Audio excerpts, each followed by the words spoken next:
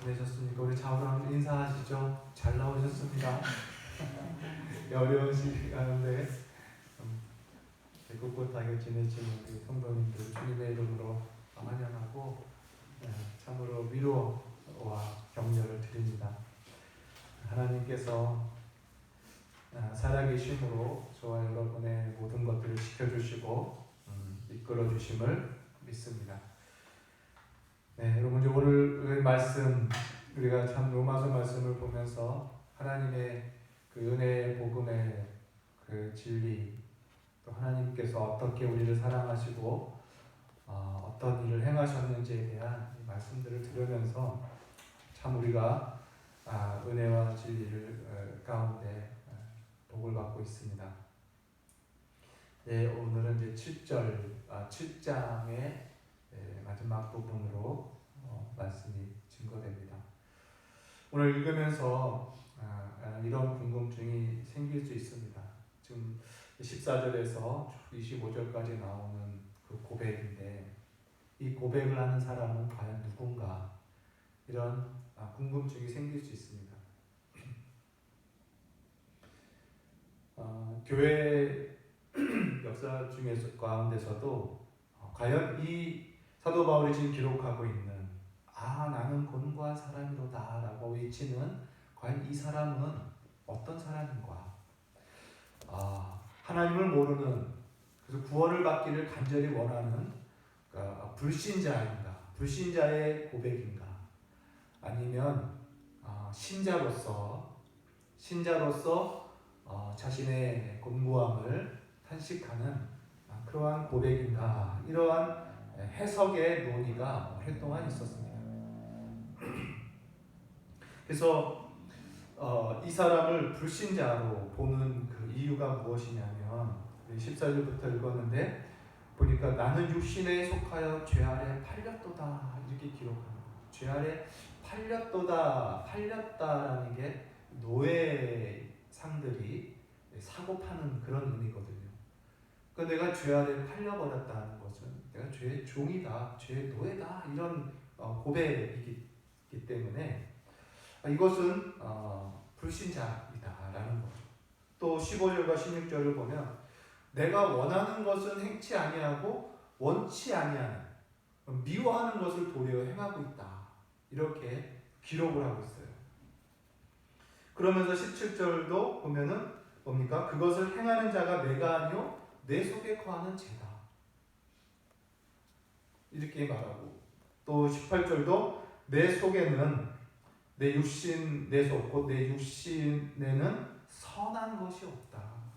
선을 행할 능력이 없다. 이렇게 고백을 한 것으로 볼 때 이건 불신자일 것이다 라는 거죠. 그래서 죄의 종으로 죄의 지배 아래에 있는 죄의 노예로 살아가는 사람의 이 비참한 모습을 지금 기록한 것이다. 이렇게 해석을 하는 거죠. 그러나 반대로 이 사람은 성령으로 중생한 신자다 라고 해석하는 그 근거가 뭐냐면 동일한 14절에 보면 우리가 율법은 선한 신령한 줄을 알거니와 라고 성령으로 중생하지 않은 자는 하나님의 율법이 선하거나 거룩하거나 신령하다라고 알 수가 없다라는 것입니다. 뿐만 아니라 자신이 죄의 종이구나라는 이 의식조차 중생한 자 외에는 가질 수가 없다라는 것이죠.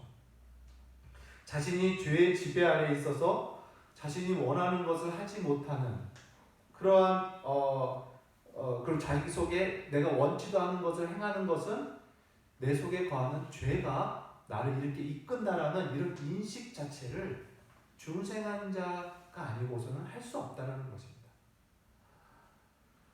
불신자들은 자신이 원하는 죄를 원하면서 짓는 것이지 원하지도 않는 죄를 내가 짓고 있다라고 말하지 않는다라는 거예요. 그래서 이 사람은 성령으로 중생한 신자일 수밖에 없다. 이렇게 또 해석을 하는 것이죠.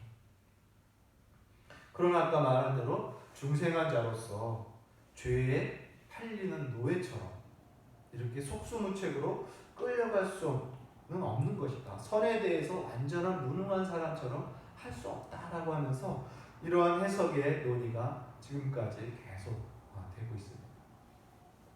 근데 오늘 우리는 이렇게 정리를 했으면 좋겠어요. 이 사람은 성령으로 거듭나지 아니한 죄의 지배 아래에 있는 죄의 종으로서 죄의 노예로 비참하게 살아가고 있는 중생하지 못한 모든 사람들의 이 비참함을 탄식하고 있는 사람으로 우리는 보는 것입니다. 그러나 이 탄식을 누가 할 수 있느냐? 바로 중생한 사람만이 할 수 있다는 거예요. 결국 이 사람은 어떤 사람이냐면 성령으로 중생한 자로서 불신자들, 죄 아래에 있는 불신자들, 온 인류, 죄 아래에 있는 모든 인류의 비참함을 탄식하고 있는 그러한 신자로 우리가 보는 것입니다.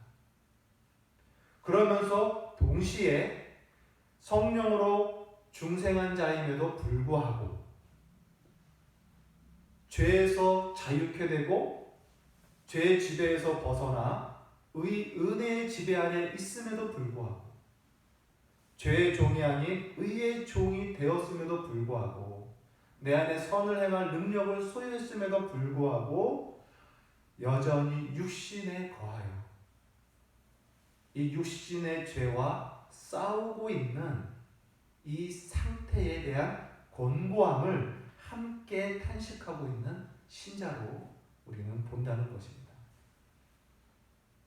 그래서 오늘 이 말씀을 통해서 우리는 이 두 가지를 신자로서 죄에 대한 탄식을 하는 그런 성도로 우리가 이해를 하는 것입니다. 여러분, 우리는 성령으로 거듭난 신자입니다. 저와 여러분은 예수를 믿는 믿음으로 말미암아 우리의 영은 다시 살아났습니다. 우리가 구원받은 이 새 영은 완전한 구원의 은총을 받은 영입니다. 완전히 의롭고 완전히 거룩한 영입니다. 그러나 이 완전한 구원을 받은 이 거룩한 영이 지금 저와 여러분 이 육신 가운데 거하여 살고 있다는 거예요. 근데 이 육신은 뭐냐? 이 육신, 단순히 여기서 말하는 육신은 이 몸뚱아리, 이 육체, 신체 그 자체를 말한다기보다는 영이 새롭게 구원받기 이전에 영은 죽어 있었고 오직 죄로 지배당하고 있던 나의 정욕의 사람, 정욕에 물들어져 있는 그런 습관의 나의 어떤 자아, 옛자아 이런 것을 의미할 수가 있어요. 그래서 이 육신이라는 것은 물리적인 몸뿐만 아니라 실상은 여기에 죄에 길들여져 있는 모든 습관이라든지 정욕이라든지 죄성의 잔재 이런 것들을 다 포함한 것입니다. 그래서 저와 여러분은 받은 구원은 지금의 영만 구원을 받았습니다. 그러나 우리가 받은 구원의 약속은 영의 구원만이 아니라 실상은 영혼, 육, 우리의 전인적인 구원을 말해요. 그러나 우리 몸은 언제 완전히 구원을 받습니까? 주님이 이 땅에 오실 때, 그때 이 육신도 새롭게 변화되어 죄가 없는 몸으로 바뀌어버립니다. 그때 비로소 우리 주 예수 그리스도께서 십자가에서 이루신 구원의 복락이 비로소 완전히 성취되는 거예요. 그러나 지금은 우리의 영, 완전히 구원받은 영만 우리 있고 이 육신은 아직 죽을 몸으로, 망할 몸으로, 사망의 몸으로 우리 아직까지 남아있는 것입니다. 그래서 우리 구원받은 영이 이 육신 안에 지금 거하고 있다라는 거예요. 그래서 우리는 몸의 구속, 몸의 부활을 기다리면서 이 세상 가운데 육신에 거한 죄와 이 거듭난 영의 이 능력으로 서로 싸우며 서로 거스르며 우리가 살아가는 것이 신자의 모습입니다. 사도 바울은 이것의 이 곤고함을 지금 이야기하고 있는 것이죠. 그래서 빌립보서에서는 너희가 두려움과 떨림으로 구원을 이루어가라 이 땅에서 이렇게 말씀하는 것입니다. 여러분, 말씀드리고 싶은 것은 이것입니다. 죄라는 거 이렇게 무섭고 질긴 겁니다. 아담으로부터 시작된 이 원죄가 이렇게 무섭고 질기고 가공할 능력이 있어요. 이 원죄가 인간의 모든 것을 오염시켜 버렸습니다. 하나님의 형상으로 지음받은 그 아름다움이 이 원죄로 죄로 인해서 다 부패하게 됐어요. 그래서 인간의 그 지성과 감정과 의지가 다 썩었습니다. 오염돼 버렸습니다. 그래서 죄악의 지성이 되버리고 죄악의 감정, 죄악의 의지가 되는 거예요. 그래서 사람의 지식은 죄악을 꾀하는 지식으로 변질되었고 감정 또한 죄악을 즐거워하는 감정으로 바뀌어버렸어요. 의지도 죄를 짓는데 발달된 의지지 선을 행하는 데는 무능한 것 같이 되어버린 것이 죄의 이 강화할 위험입니다.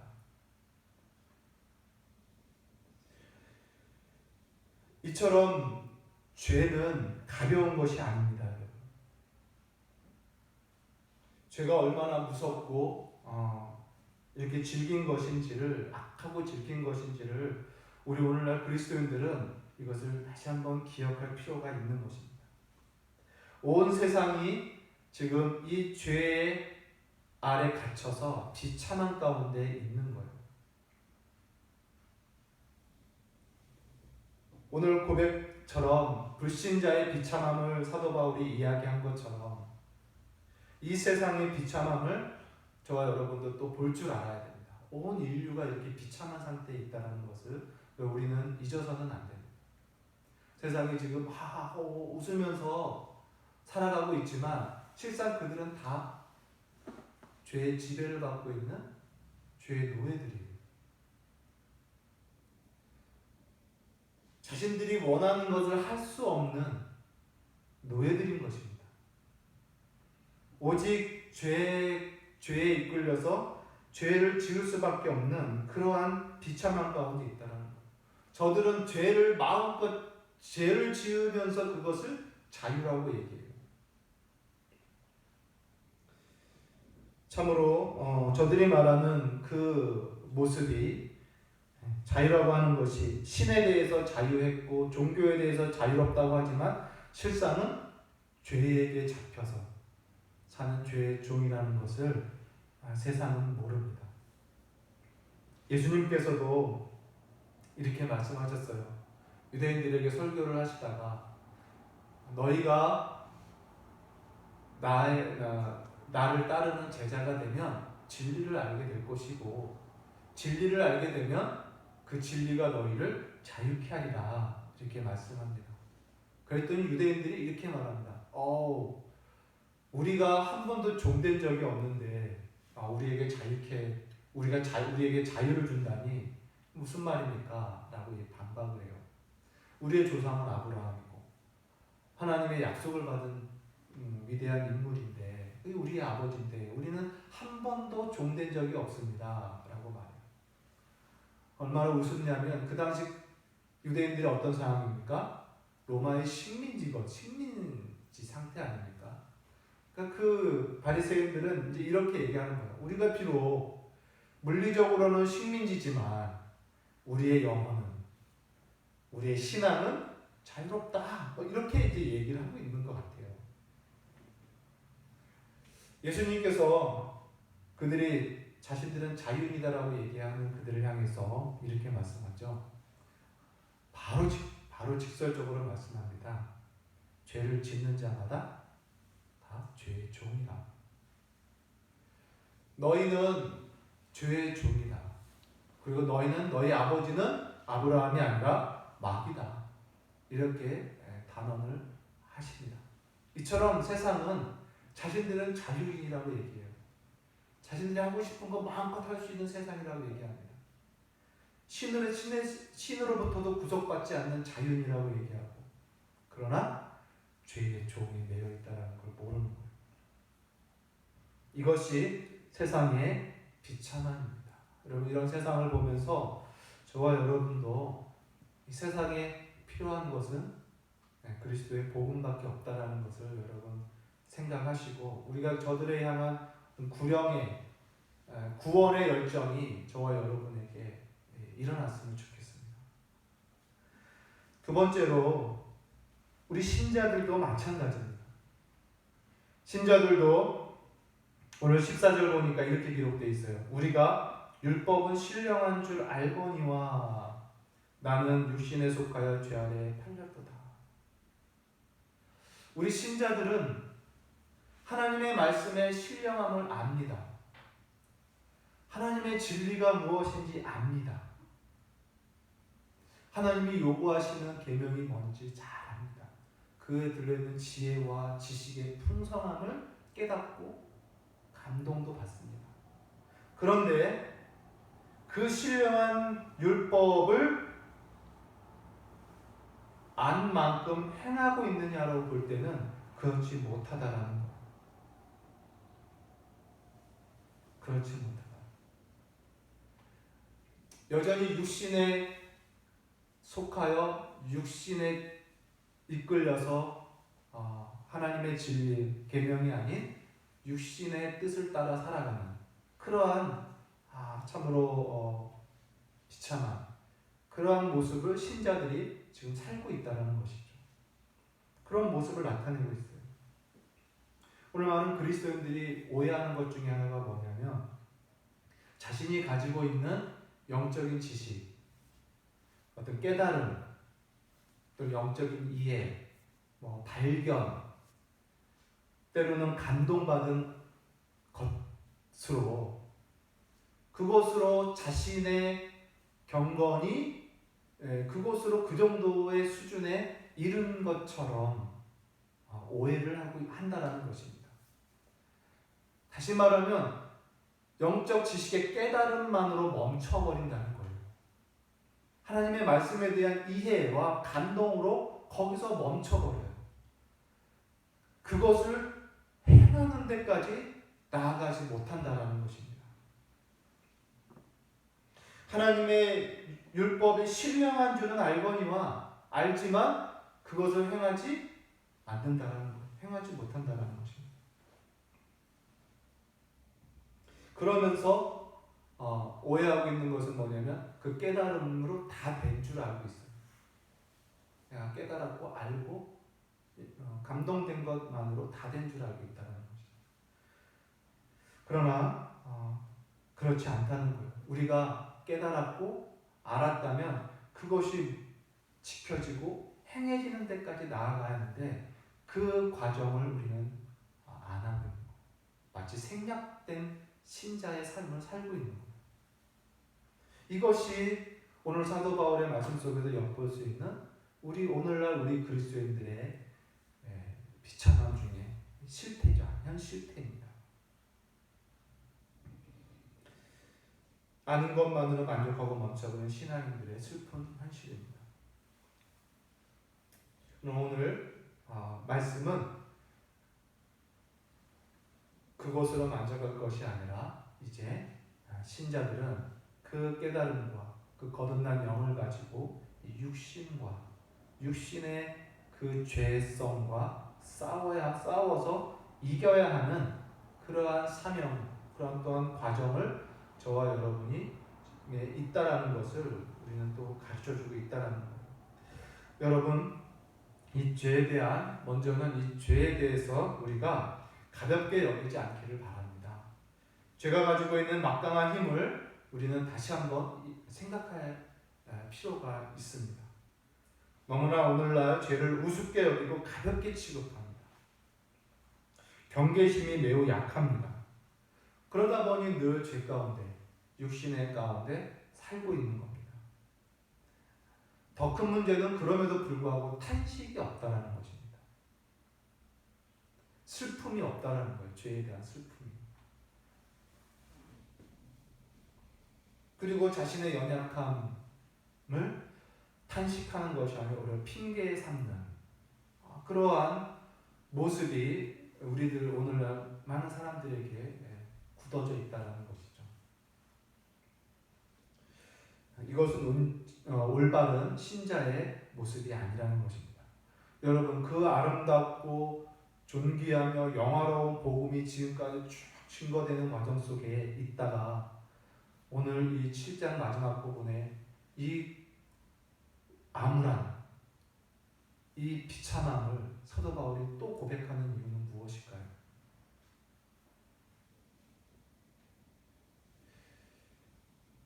우리는 아직은 과정 중에 있다는 것입니다. 과정 중. 큰 승리를 이미 약속으로 받았으나 그 승리를 이루어가고 실현해내는 성화의 과정을 저와 여러분이 있다는 거예요. 이 성화의 과정을 우리가 잊고 있다면 우리는 실제 신자의 삶 가운데 온전한 거룩함과 의로움을 이룰 수가 없다라는 것입니다. 여러분, 이러한 상황 속에서 이제 불신자나 신자나 모두에게 요구되는 것이 과연 무엇일까?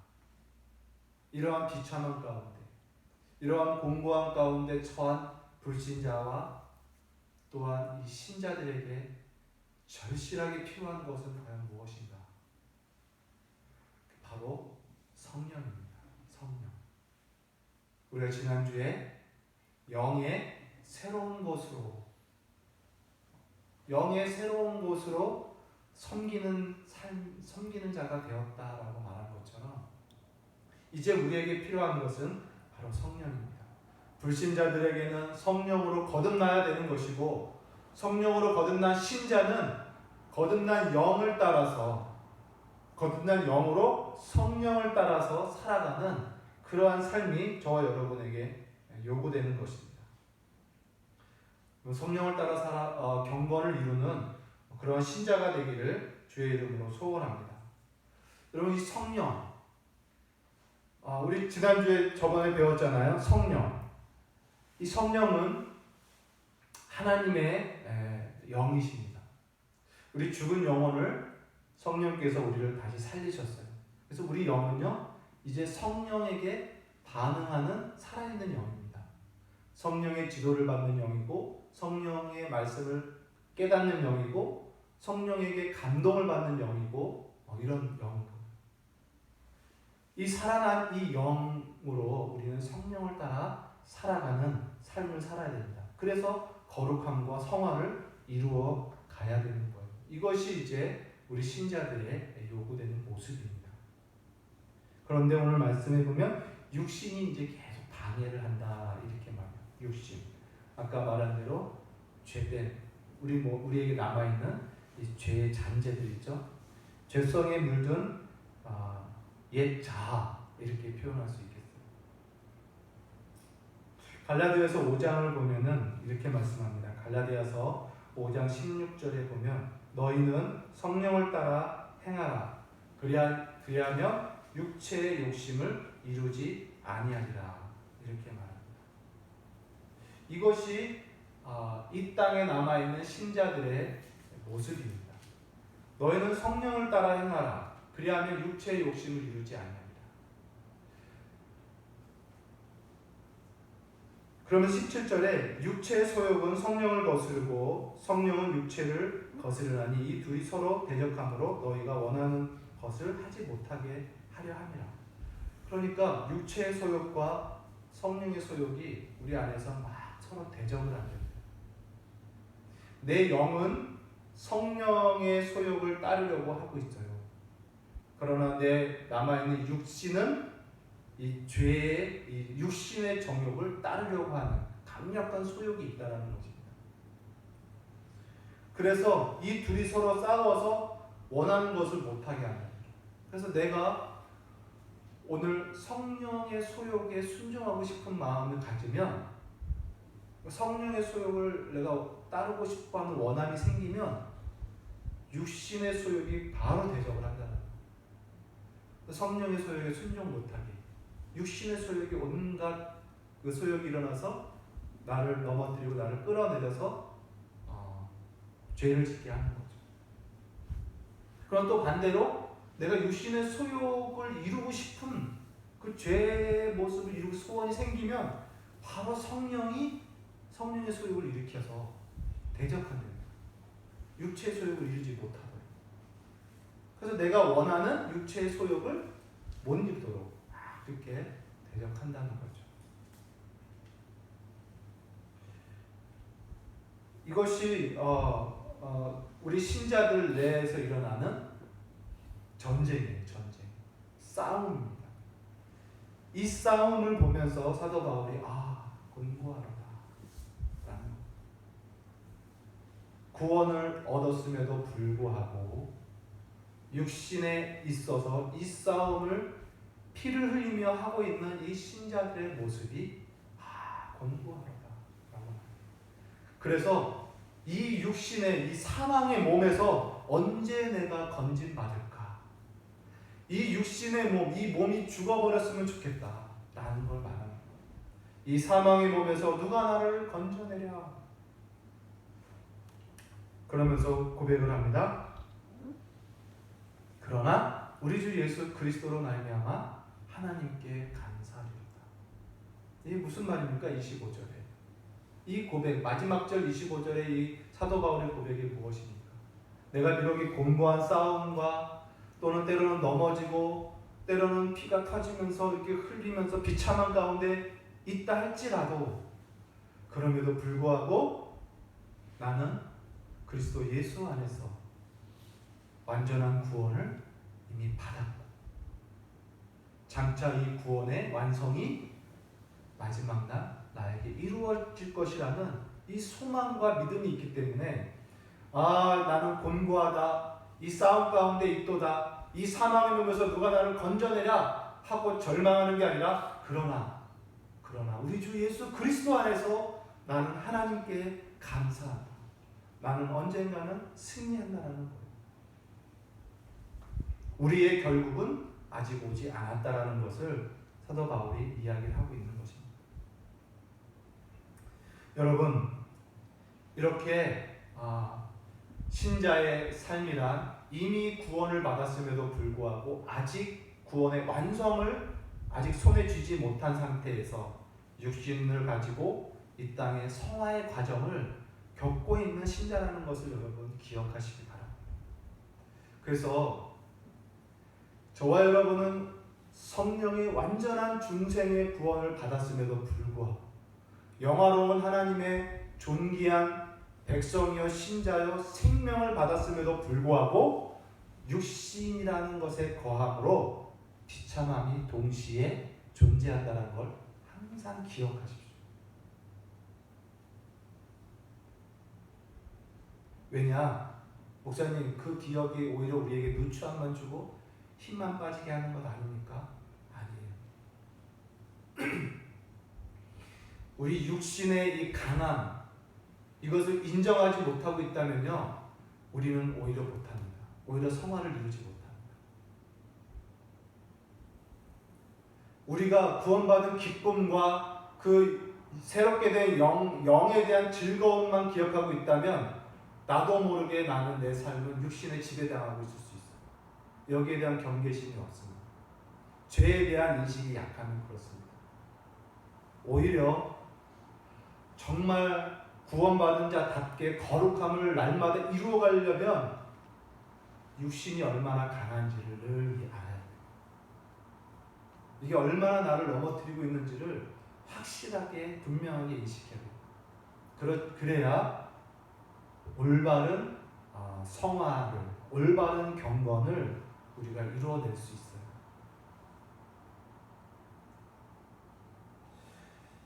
그래서 말씀을 정리해 간다면 이러한 곤고함을 먼저 분명하게 인정하는 겁니다. 너무나 너무나 자고하지 마십시오. 너무나 호호하하하지 마십시오. 예수님께서도 웃는 자들은 화 있을진저 이렇게 말씀합니다. 차라리 울어라고 말해요. 애통하라고 말합니다. 그 산상수훈에서도 애통하는 자 복이 있나니 여러 가지 의미가 있지만 이 땅에서의 이 신자의 이 현 실태에 대한 분명한 인식에서 나오는 애통, 그것은 복이다라는 거예요. 그러므로 여러분 탄식이 있었으면 좋겠습니다. 웃음도 기쁨도 찬송과 승리의 외침과 높고 영화로운 찬송과 기쁨과 정말 함성이 있어야겠지만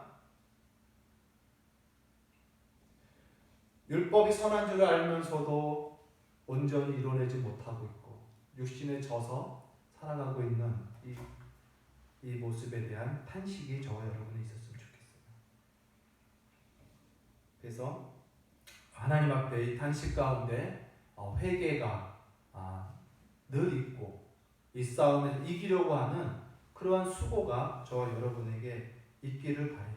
그냥 우리가 하나님 앞에 회개하는 눈물을 흘리는 것이 이 죄와 육신의 정욕에 미워서 이 탄식, 이 곤고한 가운데 흘리는 눈물이 아니라 그냥 회개 안 하면은 지금 내가 하고 있는 일이 혹 실패를 당할까봐, 성공하지 못할까봐 이런 걱정 때문에 하는 회개의 차원이 아니라 죄와 육신에 대한 이 곤고함 때문에 오는 애통이 저와 여러분에게 있었으면 좋겠어요. 그래서 다시 힘을 내어서 육신의 일을 죽이며 성령을 따라 살아서 늘 거룩을 이루어가는 그런 신자가 되기를 바랍니다. 두 번째로는 그러면서 우리 낙심하지는 맙시다. 이 싸움에서 우리가 혹 넘어지더라도 낙심하지 않기를 바랍니다. 저와 여러분은 과정입니다. 성화의 과정, 영적 전쟁 중에 있는 거예요. 이것 자체가 사실은 주님이 기뻐하시는 것입니다. 전쟁을 끝난 사람처럼 살아가서는 안 되고 또한 전쟁에 아예 들어가지도 않은 그런 사람처럼 그런 마음을 갖고 살아가서는 안 됩니다. 우리 그리스도인들은 전쟁을 하고 있는 사람들이에요. 성화의 과정을 피 흘리면서 이루어가는 그러한 사람이라는 것을 여러분 기억하십시오. 그러나 절대 낙심하지 마십시오. 하나님이 이 과정 중에 도우고 계십니다. 돕고 계시고 우리의 결국은 반드시 승리입니다. 하나님께서 우리를 승리케 하실 것입니다. 왜냐하면 성령이 우리에게 계시고 성령이 우리가 영원히 함께 계시므로 성령께서 우리를 반드시 영화롭게 하실 거예요. 그러므로 여러분 이 싸움에서 넘어지고 힘들고 낙심이 되더라도 우리 주 예수 그리스도의 십자가를 다시 한번 바라보고 완전한 승리에 보장되는 그 십자가의 구속의 은혜를 바라보고 내 안에 계신 성령을 다시 한번 의지하면서 또 힘을 내서 또 싸우는 겁니다. 절대로 도망가지 마십시오. 이 싸움을 피하려고 하지 마십시오. 말씀을 준비하면서 저도 화들짝 놀란 게 뭐냐면 내가 전쟁을 아직 전쟁터에 들어가지도 않은 사람이라는 마음이 드는 거예요. 여러분 전쟁에 나가서 싸우고 있는 병사의 마음 태도와 저 후방에서 전쟁이 있는지 없는지도 모르고 그냥 일상생활을 하고 있는 병사의 마음의 태도와 어떨 것 같아요? 너무나 우리는 후방에 저 밀려나서 싸움과 별개의 군사의 모습으로 그냥 아침, 점심, 저녁을 생활하고 있는 거예요.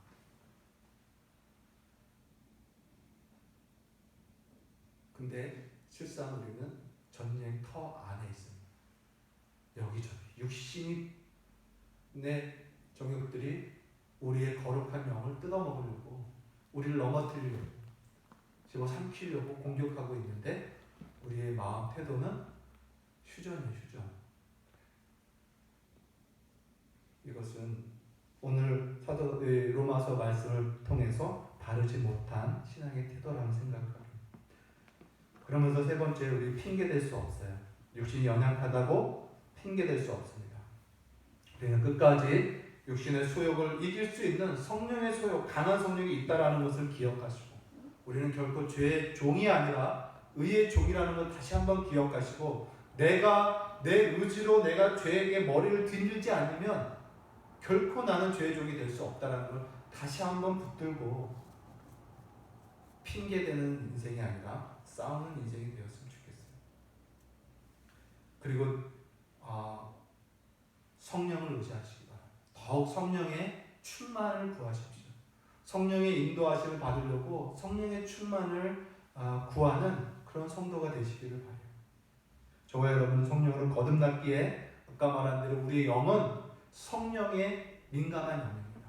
이제 성령에 반응할 수 있도록 성령의 충만을 구하시고,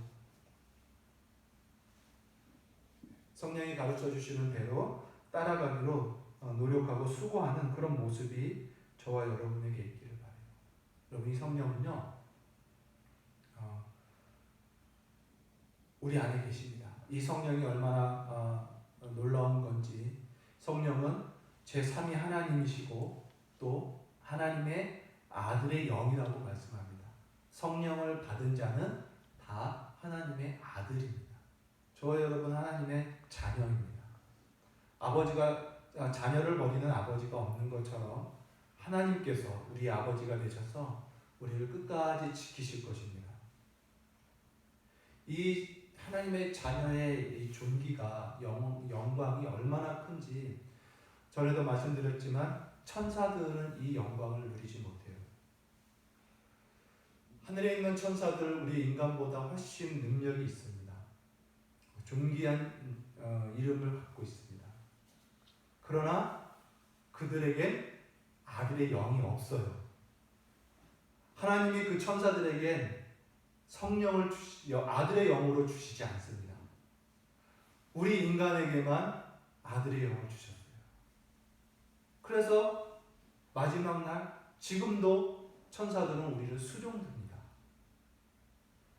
하나님을 수종드는 천사들이 하나님의 자식들을 당연히 수종들 수밖에 없는 거예요. 그래서 시편 말처럼 천사도 흠모하는 거예요. 이 성령을 받은 신자들. 여러분, 이 성령을 더 가까이 하시고 성령의 감동을 사모하시고 성령의 인도하심을 날마다 받으려고 하는 그런 마음이 저와 여러분에게 있었으면 좋겠습니다. 성령은 진리의 영입니다. 그래서 성령은요, 하나님의 말씀과 함께합니다. 그래서 성령 충만은 곧 말씀 충만이 성령 충만이 될 수 있습니다. 또한 성령은 기도의 영입니다. 오늘 로마서를 보겠지만 성령은 늘 우리를 위해서 탄식하며 기도하고 계셔요.